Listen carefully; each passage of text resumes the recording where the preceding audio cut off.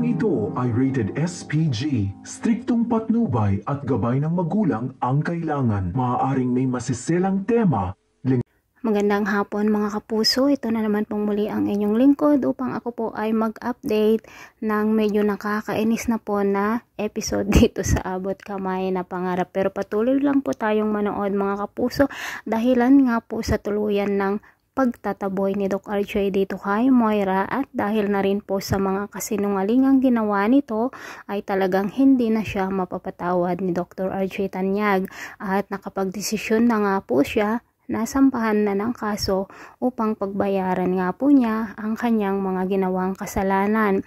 Samantala, habang nag-uusap-usap naman po ang pamilya ni Lynette kasama po si Dr. Carlos, ay nasabi nga po ni Dr. Carlos na huwag na sana nilang pakialaman pa ang buhay ni Doc RJ at Moira dahil nga may kanya-kanya silang buhay.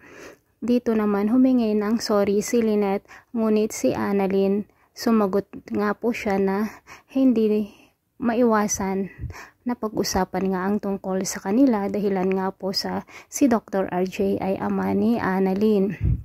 At dito na nga po umalis na si Doc Carlos dahil nga po na-guilty na ito. At kailan kaya ito makokonsensya, no? Kailan kaya siya magtatago dito kay Lynette? Matutuloy kaya ang kanilang kasal o di ba mga kapuso?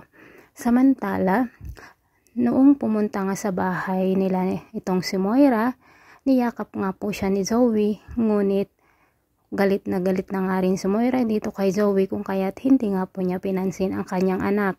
Nagmakaawa nga po siya dito kay Dr. RJ na sana ay patawarin siya nito kung ano ang gusto niyang gawin para lamang mapatawad ay gagawin niya ito. Kung luluhod siya ay gagawin niya para sa kapatawaran ni Doc RJ. Pero ang sinagot ni Doc RJ ay kung gusto niya ay ihulog din niya ito sa hagdanan upang magka-amnesia.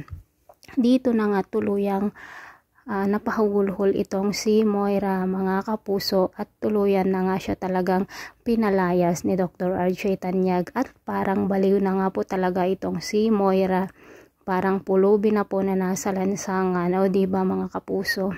Samantala, ito po ang nakakakilig for today dahilan nga po pinasyal o pinuntahan ni Doc Lindon itong si Annalyn at may dala-dala nga po siyang stick o syempre ito po ang paborito ng ating bida at binigay nga po niya dito kay Annalyn. Dito nga napag-usapan nila ang tungkol sa pangyayari na naganap doon sa Apex at sinabi nga ni Annalyn na magulo pa raw ang lahat dahil nararamdaman nila na ang mga sinabi ni Moira na dahilan kung bakit niya naitulak si Dr. RJ sa hagdanan ay hindi iyon totoo kung kaya't alam nila na mayroong lihim na itinatago itong si Moira at ang lihim na ito ay walang iba kundi tungkol kay Zoe na ito ay alam rin ni Doc Lindon. O Doc Lindon, naku makonsensya ka naman, sabihin mo na kasi kay Annalyn.